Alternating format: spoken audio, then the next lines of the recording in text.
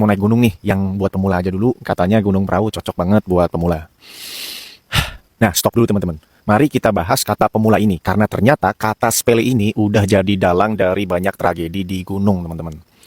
Kebanyakan orang mikir pemula itu cuman soal belum pernah naik gunung. Padahal pemula yang sesungguhnya itu, teman-teman, yang pertama, masalah kondisi fisik yang memadai. Bukan cuman soal bisa lari pagi seminggu sekali, tapi stamina yang bisa bertahan 8-12 jam jalan terus di medan yang nggak rata. Bayangin tuh. Terus yang kedua, pengetahuan dasar tentang wild survival. Tahu nggak bedanya hypothermia sama masuk angin? Tahu nggak tanda-tanda cuaca mau berubah? Atau bahkan sederhananya gini, tahu nggak cara pakai sleeping bag yang benar? Terus ketiga, persiapan mental. Ini yang paling sering dilupain teman-teman. Siap nggak kalau tiba-tiba kabut tebel? Nggak kelihatan jalan, terus panik. Atau kaki kram tapi masih harus 3 jam jalan terus gitu loh. Terus yang selanjutnya, realita di lapangan. Nah sekarang kita lihat realitanya nih. Gunung pemula yang sering disebut-sebut kayak Prau, Papandayan, atau Penanggungan, itu sebenarnya tetap gunung, brother and sister. Tetap punya resiko. Prau misalnya, ketinggiannya sekitar 2.500 meter. Suhu di sana bisa drop sampai 5 derajat Celcius bahkan lebih. Medan yang licin kalau hujan. Ini pemula menurut siapa coba? Yang bikin berbahaya gini teman-teman. Banyak orang yang datang dengan persiapan seadanya. Ah, katanya sih gampang. Terus bawa sandal jepit, jaket tipis, bekal seadanya. Waduh, itu bahaya ya, celaka banget ya.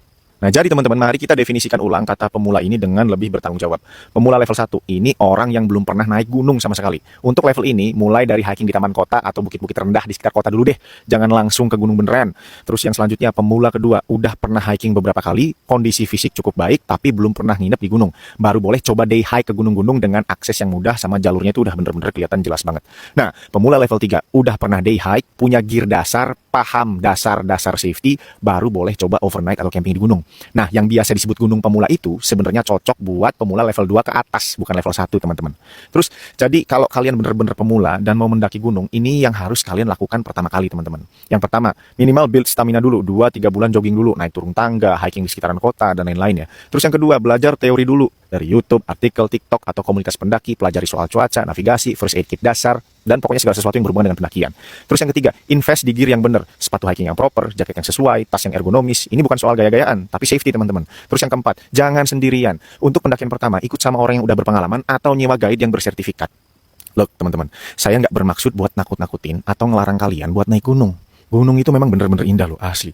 Pengalamannya nggak akan terlupakan, dijamin deh. Tapi gunung juga nggak akan berkompromi sama ketidaksiapan kita. Jadi sebelum nanya gunung mana yang cocok buat pemula, tanya dulu sama diri sendiri. Saya tuh sebenarnya pemula level berapa sih sebenarnya? Karena di gunung teman-teman, yang namanya kira-kira dan santai aja, itu bisa jadi masalah besar.